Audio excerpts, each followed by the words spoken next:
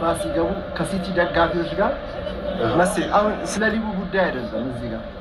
ኡጋርቴ ነው ተቀይሮ የገባው ደርቢ ሁሌ የሚፈጥረው ነገር አለ አይደል በማህበራዊ ግንኙነት በስራ ቦታ በምን አሁን የበላይነት ይሰጣል ኤግዛክትሊ ራሱን የቻለ ሚኒ ሊግ ነው ደርቢ ማለት ራሱን የቻለ በሊግ ውስጥ ያለ ሌላ ሊግ ነው በተጨማሪ ማንቸስተር ዩናይትድ ደግሞ ለቻምፒየንስ ሊግ ለማለፍ የሚያስችል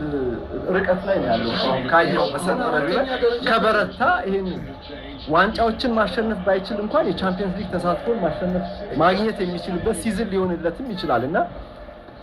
እንደመነሻ ከተጠቀመበት ይሄ ፐርፎርማንስ ኮንፊደንስ ሊሆንለት የሚችል ብዙ ኤርሊንግ ሃላንድ እኮ አትሌቲኮ እኮ ይሰራባቸው ናቸው ዩናይትዶች ዛሬ አንድም የኢላማውን የጠበቀ የጎል ሙከራ ሳያደርግ ይሄን ራሱ ደጋፊዎች ላይ ሆ ማየት ይችላል